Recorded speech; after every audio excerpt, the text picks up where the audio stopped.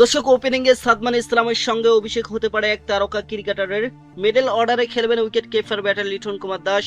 Bowling ইউনিটে প্রধান হাতিয়ার নাহিদ রানাকে নিয়ে এবার শক্তিশালী একাদশ সাজাচ্ছে টিম টাইগার্স। ব্যাটিং বোলিং দুই বিভাগ নিয়ে থাকবে বিশেষ পরিকল্পনা। সব মিলে মিরপুরে প্রথম টেস্টে কেমন হতে চলেছে টাইগারদের সেরা একাদশ, দর্শক সেটাই জানবো আজকের এই রিপোর্টে। পাকিস্তানের বিপক্ষে লাল বলে ক্রিকেটের চ্যালেঞ্জ নিতে পুরোপুরি প্রস্তুত বাংলাদেশ ক্রিকেট দল। এর আগে গেল বছর তাদের মাঠে গিয়ে হোয়াইট ওয়াশ লজ্জা দিয়ে আসার পর এবার সুযোগ নিজেদের মাঠে প্রথমবারের মতো বাবর আজমদের ধরাশয়ী করা। সেই লক্ষ্যে শক্তিশালী একাদশ নিয়ে মাঠে নামছেন হেড কোচ ফিল সিমন্স। ঘরে মাঠে বরাবরের সব ফরম্যাটে ফেভারিটের তকমা থাকে বাংলাদেশের পক্ষে। তার উপরে যদি মিরপুরে খেলা হয় তাহলে তো কথাই নেই। তবে এই ম্যাচের একাদশে ব্যাটিং বোলিং দুদিক থেকে ব্যালেন্স বজায় রাখতে চাইবে টিম ম্যানেজমেন্ট, যেখানে ওপেনার হিসেবে বাঁহাতি সাদমান ইসলামের থাকা অনেকটাই নিশ্চিত। অভিজ্ঞতার বিচারে এবং সাম্প্রতিক সময়ের পারফরমেন্স আমলে নিলে পাকিস্তানের বিপক্ষে মূল ওপেনার হিসেবে দেখা যাওয়ার কথা তাকে। সর্বশেষ 5টি ম্যাচে 4টিতে অর্ধশতকের পাশাপাশি একটিতে হাঁকিয়েছেন অসাধারণ সেঞ্চুরি। দর্শক, তার সঙ্গী হিসেবে আপাতত অমিত হাসানের নাম আলোচনায় আছে। নিউজিল্যান্ডের বিপক্ষে টি-20 সিরিজে নামের প্রতি তেমন সুবিচার করতে পারেননি তানজিদ হাসান তামিম।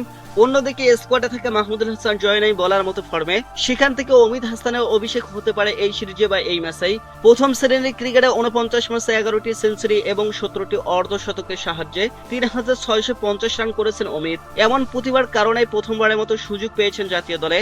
3 নম্বরে খেলতে পারেন অধিনায়ক নাজমুল হোসেন শান্ত। সাদা পোশাকে দারুণ ফর্মে থাকায় এই ব্যাটার সিরিজে বাংলাদেশের জন্য অন্যতম বড় আস্থার নাম। গেল বছরে এই ফরম্যাটে ক্যারিয়ারের সবচেয়ে সফল বছরগুলোর একটি পার করেছেন তিনি। 6 ম্যাচে প্রায় 59 গড়ে 532 রান করেছেন শান্ত। দর্শক, চাইলে থাকতে পারেন আর এক অভিজ্ঞ বামহাতি ব্যাটার মুমিনুল হক সৌরভ। বাংলাদেশ দলে এখন দ্বিতীয় সিনিয়র ক্যাম্পেইনার মুমিনুল। পাকিস্তানের বিপক্ষে 141 রান করতে পারলে তৃতীয় বাংলাদেশি হিসেবে টেস্টে 5000 রান করার মাইলফলক স্পর্শ করবেন তিনি। মিডল অর্ডারে ভরসার নাম দেশের ইতিহাসের সবচেয়ে বেশি টেস্ট খেলা মুশফিকুর রহিম। প্রায় 6500 রান করা মিস্টার ডিফেন্ডেবল বয়সের তুলনায় এখনো আছেন দারুণ ফর্মে। গত আয়ারল্যান্ডের বিপক্ষে করেছেন সেঞ্চুরি। তার সাথে লিটন কুমার দাসও থাকবেন নজরে। পাকিস্তানের বিপক্ষে 2টি করে সেঞ্চুরি এবং হাফ সেঞ্চুরি পাওয়া মিস্টার এলকিডি সিরিজে গড়ে দিতে পারেন বড় পার্থক্য। স্পিন বিভাগে দুই ভরসার নাম হতে পারেন মেহেদী হাসান মিরাজ এবং অভিজ্ঞ তাইজুল ইসলাম। দর্শক, মিরপুরে এই দুজনের ওপরে থাকবে সবচেয়ে বেশি দায়িত্ব। তাছাড়া একাদশের 300 পেসার নিয়ে পরিকল্পনা সাজাতে পারে হেড কোচ ফিল সিমন্স। সেক্ষেত্রে প্রধান হাতিয়ার হতে পারেন দুর্দান্ত ফর্মে থাকা নাহিদ রানা। বল হাতে পাকিস্তানে ব্যাটিং অর্ডারে ভীতি ছড়াতে প্রস্তুত এই ডানহাতি পেসার।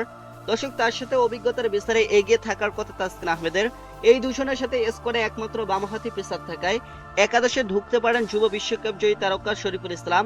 দর্শক, সব মিলে এমন ভারসাম্য একাদশ নিয়ে মাঠে নামতে পারে টিম টাইগার্স। আগামীকাল 8 তারিখ শুরু হবে দুই দলের 2 ম্যাচের টেস্ট সিরিজ।